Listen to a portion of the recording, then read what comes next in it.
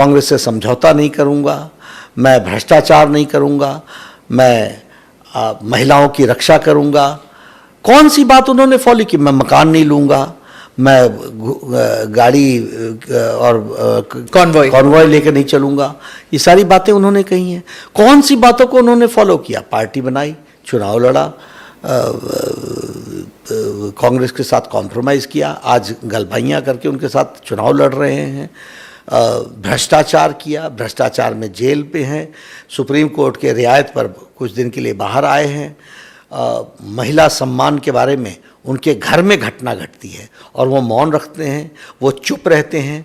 अगर ये बात बीजेपी ने रची है तो तुम माइक इधर से उधर क्यों खिसका रहे थे? बीजेपी ने रची है, जो अखिलेश यादव के समय जो उन्होंने से पूछा गया लखनऊ तो, में हाँ, तो एक बार माइक बाएं खिसकाया, फिर एक बार दाएं खिसकाया, और चेहरा देखिए आपकी, वो चेहरा अपने आप में बताता है। तो और महिलाओं के अपमान के बाद आपकी चुप्पी क्यों है? बीजेपी ने रचा तो आप क्यों चुप हैं? क्यों नहीं आप बोलते हैं? क्या आपको रोक रहा है? आपके कर्म रोक रहे हैं। आपने जो किया है महिलाओं के साथ, जो महिला सम्मान के ऊपर जो आपने जिस तरीके से कुठाराघात किया है और आपके घर में हुआ है, और इस पार्टी का कल्चर क्या है? कभी चीफ सेक्रेटरी घर में पिटता है, कभी महिला पिट रही है। ये कल्चर क्या है?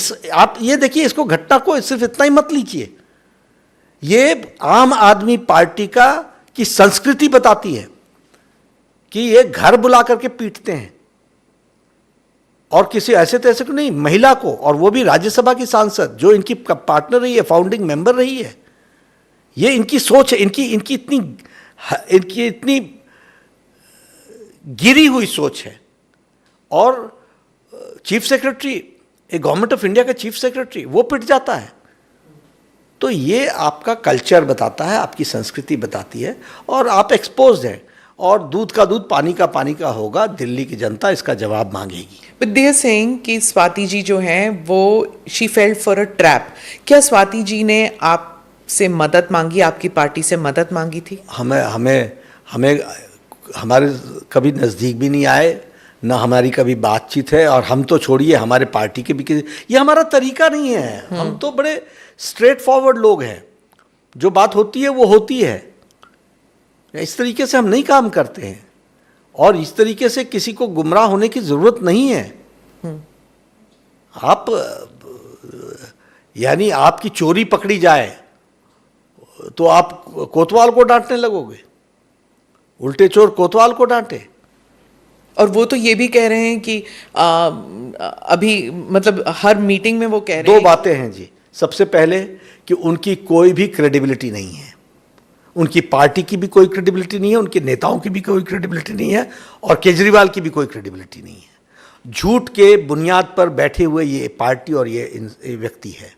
दूसरा, ये किसी भी स्तर तक नीचे उतर सकते हैं, कोई भी आरोप लगा सकते हैं, लेकिन कोई भी आरोप दूसरे पर टिकता नहीं है, और इनसे कोई भी आरोप, इनसे ये बच नहीं पाते हैं। तो मेरा आरोप है चीफ सेक्रेटरी की पिटाई हुई, मेरा आरोप है महिलाओं की, वो वीडियो में भी आप देख रहे हैं, जो उन्होंने वीडियो रिलीज किया उसमें भी आप आवाज़ सुन रहे हैं, वो किसकी आवाज़ है? बंगाल में जो हिंसा होती है उसका कोई इलाज नहीं है? है ना इलाज, बिल्कुल है, लेकिन स्टेट गवर्नमेंट हमको उसमें इंपॉर्टेंट रोल प्ले करती है। Because law and order is a state subject, हम उनको सपोर्ट दे सकते हैं, लेकिन ममता जी का इंटेंशन ही नहीं क्लियर है। इंटेंशन मैं बोलूँ डाउटफुल नहीं है, इंटेंशन विशिएटेड है, डूबियस है। वो नहीं चाहती हैं।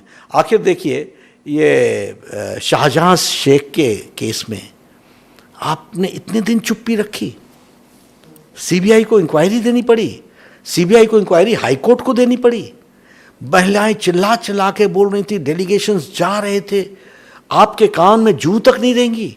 वो तो कह रही है कि वो सारा आपकी तरफ से किया गया। अब यही मैं बोलता हूं ना, इसी को बोलता हूं कि डिसऑनेस्ट एडमिनिस्ट्रेटर, डिसऑनेस्ट पॉलिटिशियन। मैं चीफ मिनिस्टर हूं और मेरे पास कोई केस आए, I will say I will investigate into it, go into the details of it, find out why did you keep quiet, और बाद में बोल दो कि बीजेपी का कॉन्कॉक्टेड है। What is this? आपके बहुत ही निम्न स्तर के आपके स्टैंडर्ड्स हैं पॉलिटिक्स और एडमिनिस्ट्रेशन को देखने के, प्योर पार्टिजन। और एक बात और स्मिता जी, सबसे दुख की बात है कि ये वोट के खातिर नेशन से कॉम्प्रोमाइज करती है। मैं बहुत सीरियस चार्ज लगा रहा हूं जी कि ये नेशन के साथ कॉम्प्रोमाइज करती हैं। ये जितना ये हमारे जो घुसपैठिए हैं, इन सबको प्रोटेक्शन देना, उनके आइडेंटिटी कार्ड बनाना, उनके राशन कार्ड बनाना, ये काम टीएमसी के वर्कर्स करते हैं और वोटर बनाते हैं। ये एंटी नेशनल काम है और उनको प्रोटेक्शन देते हैं। तो for the sake of chair they are ready to compromise with the state, they are ready to compromise with nation. ये देश के साथ कॉम्प्रोमाइज कर रहे हैं। वो कहती हैं कि अगर आप इलेक्शन वहां जीत जाते हैं और अगर नेशनल इलेक्शन भी जीत जाते हैं, इसके बाद अब कोई इलेक्शन नहीं होंगे। This is what she is telling everybody. और दूसरी चीज वो कह रहे हैं कि सीएए के लिए she is telling her audience, क्योंकि वहां पे काफी सारे लोग हैं जो बांग्लादेश से आए हैं, रेफ्यूजीज हैं, कि सीएए का फॉर्म बिल्कुल मत करना, नहीं तो you will be picked up and thrown out.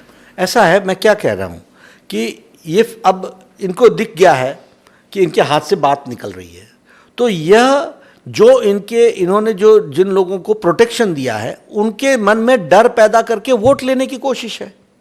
इससे ज्यादा कुछ नहीं है। मैं ये साफ कह रहा हूं कि ये सब एंटी नेशनल, देश के साथ गद्दारी करके हर कुछ हो सकता है वो करने का ये प्रयास कर रहे हैं। सीएए किसी को बाहर से आने वाले को नहीं देना है। ये ममता समझती नहीं है क्या?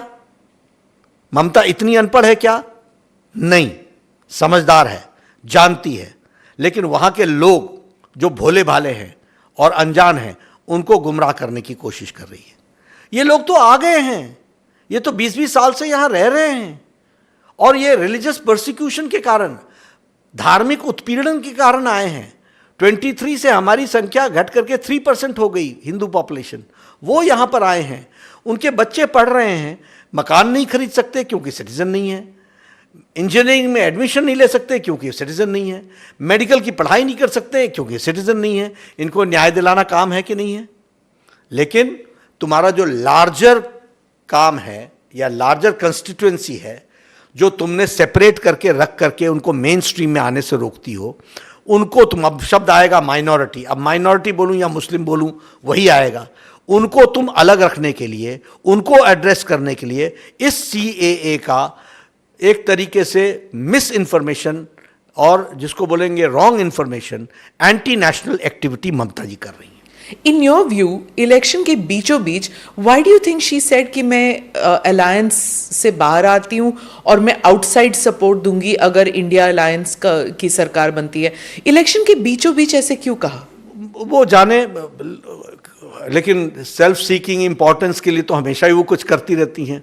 कभी भी अलायंस की मीटिंग में गई तो बीच में उठ के आना जाना, अपनी बात बोल करके निकल जाना, ऐसी सब चीजें चलती रहती हैं। क्योंकि नाम भी उन्होंने ही दिया था इंडिया अलायंस का, और उसके बावजूद। और आप सुन रहे थे भारतीय जनता पार्टी के राष्ट्रीय अध्यक्ष